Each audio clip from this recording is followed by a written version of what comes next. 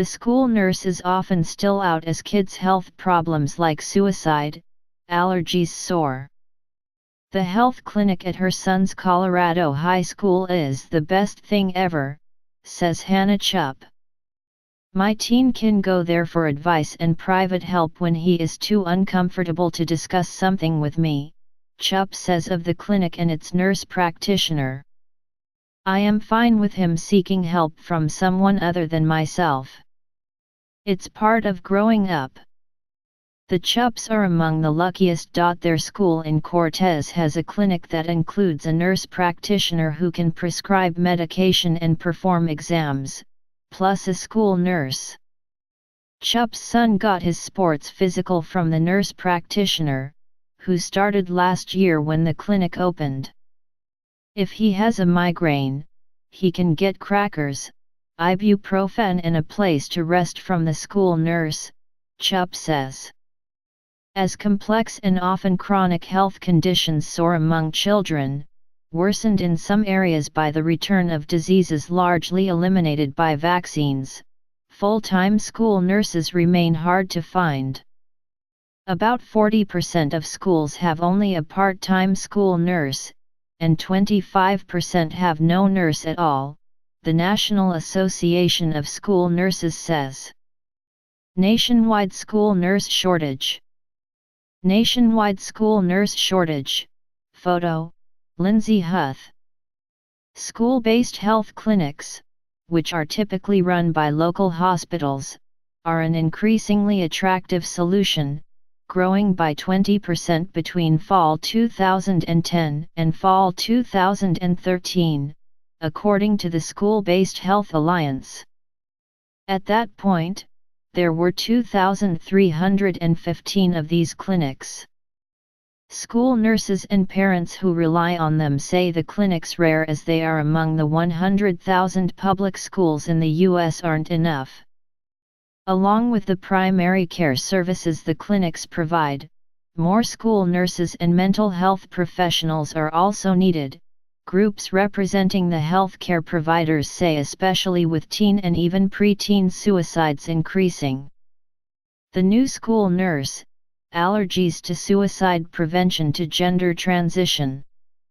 Treating everything from severe allergies and concussions to suicidal thoughts and gender transition, the role of the school nurse has come a long way from the colds and cuts they've been long known to care for. Among their other jobs, nurses say they serve an important role to triage and refer students to other health providers. The intensity of needs of students is a change, says Donna Mazik, executive director of NASN and a former school nurse. There's an inverse relationship between the growing need and the funding. Although schools increasingly offer mental health services, demand still outpaces supply. School nurses and psychologists or social workers collaborate. The National Association of School Psychologists recommends having no more than 1,000 students per school psychologist, but it says most school districts don't meet that standard and estimates the ratio is 1,381 to 1 in the U.S. When school budgets get tight, health services are tending to be on the chopping block, says Lori Coombe, NASN's president and a longtime school nurse. Against that backdrop, slightly more than half of students in public schools live in poverty, notes Mazik. That increases the risk of household and neighborhood trauma, which can exacerbate conditions such as anxiety and asthma. School shootings and the security measures adopted in response also heighten students' anxiety. Our body's response to trauma comes in many forms, says Coombe. Students at Richard Wright School for Journalism and Media Arts in Washington come from the lowest income wards of the nation's capital and have a lot of things going on mentally, says school nurse Belinda Millner. When teens come in with physical complaints, referrals to the school psychologist or social worker might be in order. We have to use our nursing judgment, as it could be something else they are having issues with, says Millner, who started in October. We're kind of like the gatekeeper with the children. Millner's background as a paramedic and emergency room nurse didn't prepare her for everything at the school. For example, students who identify as transgender have come asking for advice, including on which bathroom to use. I'll say, "Hey, I'm still learning these things, too. Please explain to me what your feelings are," says Millner. It's far different from the bumps and scrapes she dealt with when she was an elementary school nurse. It's something different every day with the children, she says. Sometimes they really want someone they can talk to about something that's confidential. Without a nurse, students with diabetes could wait for insulin. Suicide, stress, and addiction may steal the headlines when it comes to teen health, but there are growing physical health problems as well. Coombe, who managed health services for her school district in Houston, notes that as hospitals save premature infants at earlier ages, some of these children's health needs follow them through life and school. Some, she says, have feeding tubes in their stomachs and need health care provision within the walls of the school. Americans' increasing obesity has ensnared the schoolyard set, too. Type 2 diabetes is becoming far more common among overweight children and teens, and type 1 tends to afflict students beginning at about 14 years old. The school nurse shortage can complicate diabetes care. And American children are having more severe allergic reactions, too. Denny Gorbay-Crees, a Maryland school nurse who splits her time between two schools, has 4 diabetic students at one elementary school.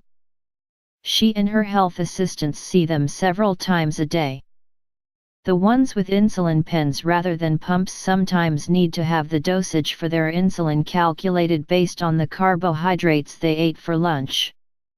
Health assistants aren't legally allowed to calculate an insulin dose, so Gorbay-Crees says if she's at the other school, they have to call her, tell her what the blood glucose level was, how many carbohydrates the student is eating, and possibly even the child's activity level that day. Then the assistant can administer the insulin. If I'm busy with an emergency at my other school, I'm not available right away, Gorbay-Crees says. So it might delay their care some. Nurses in the clinics fill roles that can make the lives of parents, students, and teachers easier. Nurse practitioners found in some school clinics can do everything a primary care doctor can do in about half of states. That saves children and parents time away from classrooms and jobs, which for hourly workers can mean lost wages. Although the hospital-run clinics are often proposed as a solution for the school nurse shortage, NASN recommends schools have a nurse even when there is a health clinic, a combination that Chup agrees is important. Having both has made her son far more self-sufficient when it comes to his health, she says. Her college-age children, who didn't have access to health care in high school, call me for advice all the time and are afraid to make their own doctor appointments, she says. In Cincinnati, there are 26 school-based health centers, including 3 run by Cincinnati Children's Hospital. Vaccination rates at schools with these clinics are far higher than at schools without them. We are meeting children and families where they are, says Lisa Crosby, the nurse practitioner in charge of the hospital's health centers. You do become a part of the community. Like Chup, Crosby has seen how the clinics improve health literacy. Her former students will often tell her they're paying closer attention to their children's health because I saw what you did for me. That's the best story ever, says Crosby.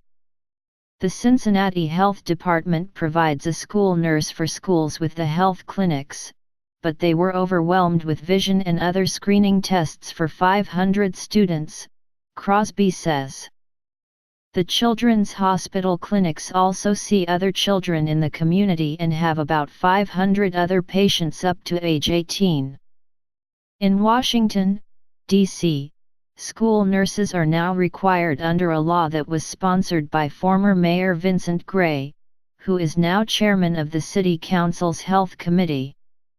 At the Richard Wright Charter School in D.C., founder and CEO Marco Clark says that when it came time to pay for a school nurse, which he had long wanted, we just had to figure it out within the budget. I didn't want to rob Peter to pay Paul, he says. But it's money well spent. Cassandra Wright, whose 4 children have all been patients at the South Avondale School Clinic in Cincinnati, agrees. She says she doesn't think her oldest 2 children would have graduated if it wasn't for the clinic. It made it possible for them to learn and focus in school, says Wright. Of the staff, she says, my children love them because they've always taken care of them.